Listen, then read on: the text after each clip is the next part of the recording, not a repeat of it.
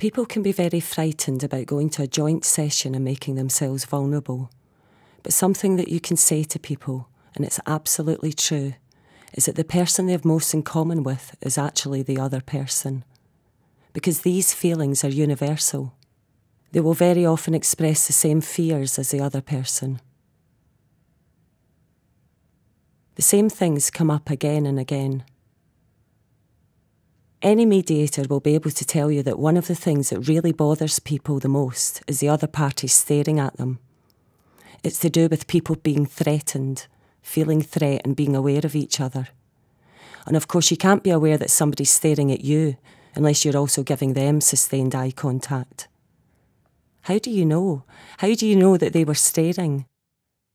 Both parties in almost every case say that the other party's always staring at them.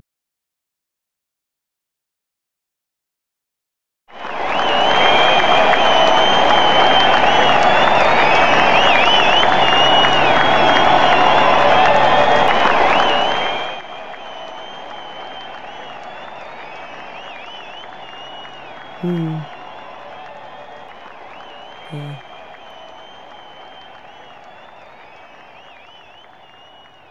Sectarianism, that kind of thing, doesn't tend to come up that much. I have had conversations about sectarianism and racism in mediation, but there's not been an overt situation.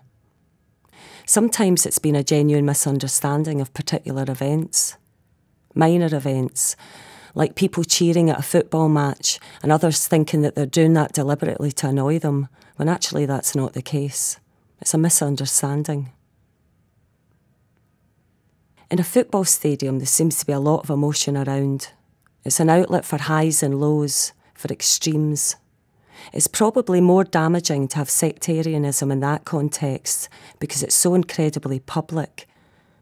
I must say honestly that in all the referrals I've had, I'm not saying it's because that doesn't exist, but sectarianism hasn't really come into it. I've also worked in restorative justice, and sectarianism did come into that occasionally. But with the referrals I've had, certainly, people haven't spoken about it.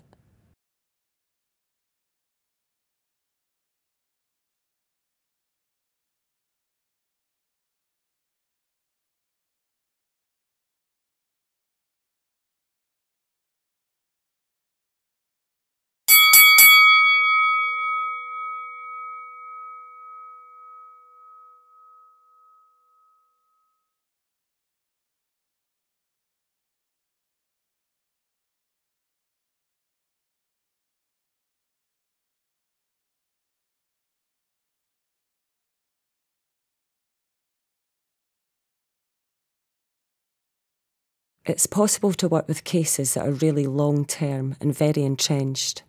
They are more difficult. Mediation is about listening to the other point of view and maybe questioning yourself.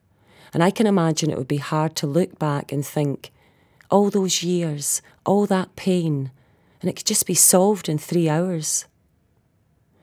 I can see that it's a challenge to wipe out those years and think that maybe it could have been different during all that time. It's quite threatening. Conflicts may begin in particular issues and then move beyond those issues. The conflict, however long it goes on, has its own history. Things happen. It becomes very personal. It definitely develops. People often say to you that they can't remember how it started. Things that happen towards the end of it are really just because you're in a conflict. We don't even do it consciously, but I know that we do it in each individual visit. We'll try and revisit the source. When did you notice that things had changed? One of the patterns is that people were friendly and then their relationship changed. And so it's about retracing. How was it friendly? What was good about that? When did it change because you were friends before? People can be quite reluctant to go back there to look at the source. And sometimes they genuinely can't remember what happened to begin it all.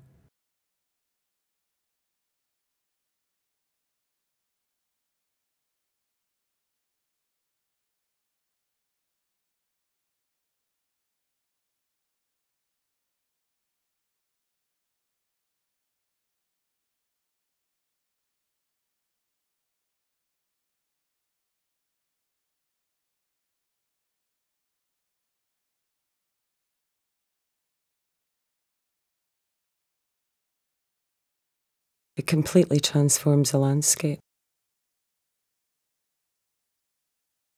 To be able to take away such massive structures.